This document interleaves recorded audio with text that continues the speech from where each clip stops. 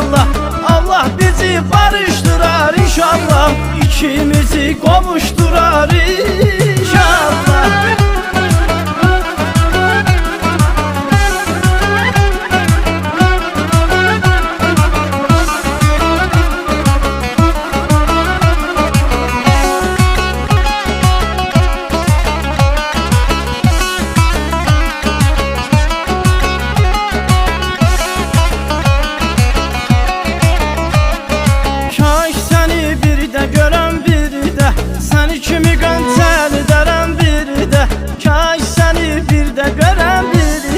Seni kimi gönsel ederim bir de.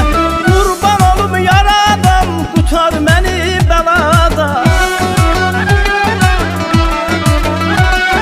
Kurban olum yaradan, kurtar beni belada. Allah bizi kavuşturar inşallah. İkimizi barıştırar inşallah.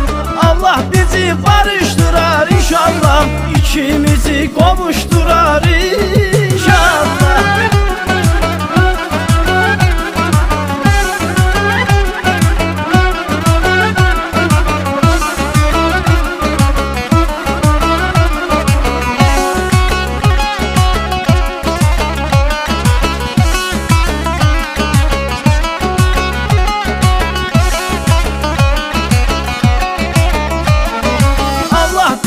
barıştırar inşallah. İkimizi kavuşturar.